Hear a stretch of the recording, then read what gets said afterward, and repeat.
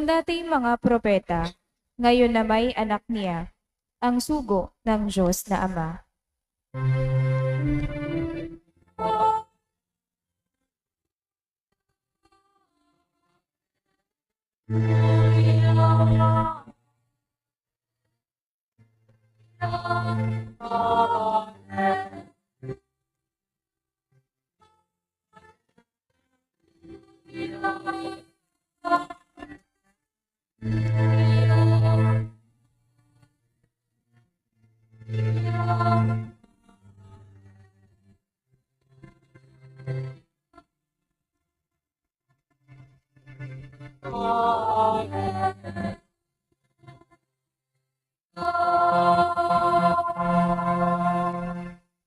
Sumainyo ang Panginoon. At sumaiyo rin. Ang mabuting balita ng Panginoon ayon kay San Lucas.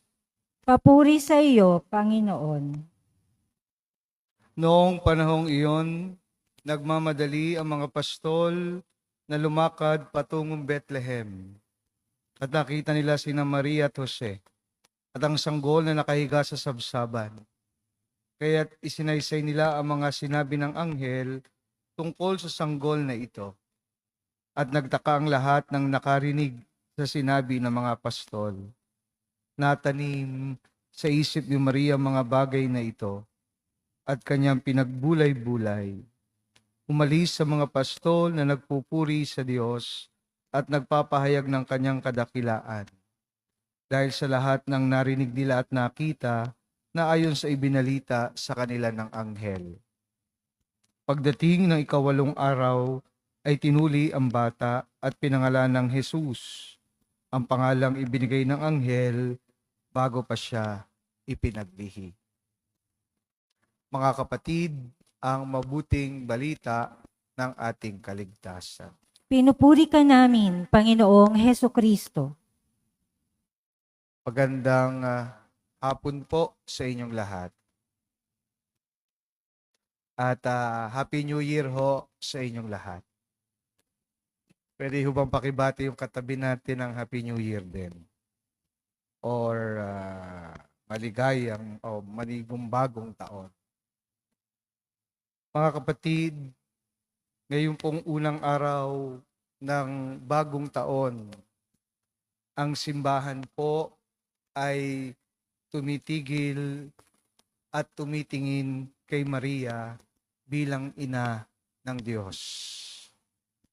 Tinatawag natin siya bilang Theotokos, na ang ibig sabihin po ang tagapagdala ng Diyos sa mundo.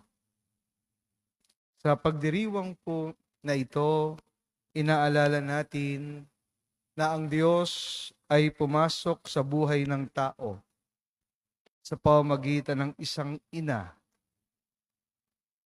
sa loob ng isang pamilya, at sa ritmo ng pang-araw-araw na pamumuhay. Ang pagiging ina ng Diyos ni Maria ay makikita sa paraan ng kanyang paghawak sa buhay na inatang sa kanya ng Diyos. Si Kristo ay naging sanggol na kailangang buhatin, pakainin, damitan, at bantayan. Gayon din, ang unang karanasan ni Jesus sa mundo ay ang pag-aaruga ng isang ina. Sa mga kamay ni Maria, kasama si San Jose, ang banal ay naging malapit at ang dakila ay panandaliang naging mapurok. Dahil dito, nagsisimula ang pangunawa sa anong klaseng Diyos ang isinilang. Isang Diyos na pumayag na maging hamak at mabuhay ng payak. Ang pagbabasbas na narinig po natin ngayong hapon mula sa unang pagbasa, pagpalain kanawa ng Panginoon at ingatan, ay kasabay ng ganitong karanasan ng pag-aaruga. Dahil ang pag-iingat ay kilos na hindi palaging nakikita, pero palaging nararamdaman. May mga taong gumigising ng madaling araw upang maganda ng pagkain para sa pamilya. May mga nagbabantay sa gabi upang makauwi ng ligtas ang iba. May mga taong nananatili sa tabi ng may sakit kahit wala nang magawa kundi maghintay. Sa ganitong mga tagpo at sitwasyon, ang basbas ng Diyos ay tunay na isinasabuhay, bagaman sa tahimik na paraan. Ganito rin po ang araw-araw na buhay ni Maria. Hindi niya hawak ang buong mangyayari sa buhay ng sanggol na kanyang karga. Hindi niya rin alam ang baba at bigat ng tatahaking landas ng kanyang anak. Ang alam niya lang ay may buhay na ipinagkatiwala sa kanya at kailangang itong alagaan sa araw-araw. Mga kapatid, marami sa atin marahil ang nakararanas nito sa ating mga sariling buhay. Kahit siguro ay hindi natin napapansin, lalo na ang mga magulang. Kapag tinatanong kung bakit patuloy sa pagtatrabaho, kahit na minsan ang daming utos ng mga boss, ang daming overtime at deadlines, ang sagot ay may umaasa.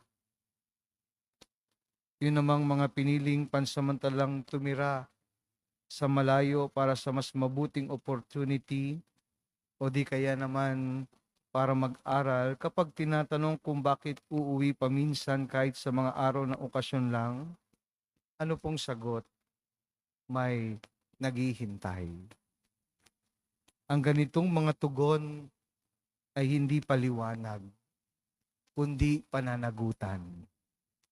Sa ganitong paraan din, dinala ni Maria ang Diyos sa simpleng pagharap sa araw-araw na responsibilidad at pag-aaruga at pagtatangi.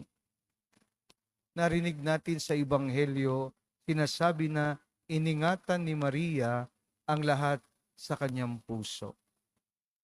Ang pag-iingat na ito ay hindi paglayo sa mundo, hindi pagtakbo sa problema, hindi pag-iwas sa hirap at pagsubok, kundi pananatili sa gitna nito. May mga karanasan na hindi agad masasabi sa salita. May mga sandali na hinihingi ang katahimikan upang ang kahulugan ay unti-unting maintindihan at tumahak sa ating isipan. Ang ganitong pag-iingat ang ugat ng kapayapaan.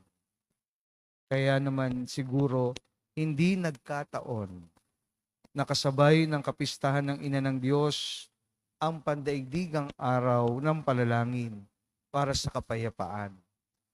Ang kapayapaan ay hinuhubog sa paraan ng pagtrato sa buhay. Sa tahanang piniling maghinay-hinay ng salita kapag pagod ang lahat. Sa lugar ng trabaho na pinipiling igalang ang sariling halaga, oras at lakas ng kapwa. Sa pamayanang pinipiling huwag iwan ang mga nasa mahihirap at nasa laylayan. Ito ang karanasan ng tunay na kapayapaan. Mayroon pong isang guro na minsang nagsabi sa akin, Father, kapag ramdam ng bata na ligtas siya, saka siya natututo.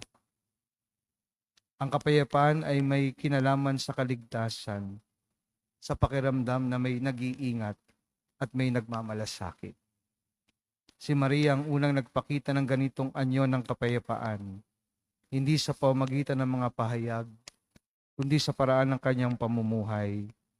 Sa kanya, ang Diyos ay hindi lamang isinilang, siya ay inalagaan araw-araw at sa pag-aalagang iyon, unti-unting hinubog ang isang mundong handang tumanggap ng kaligtasan.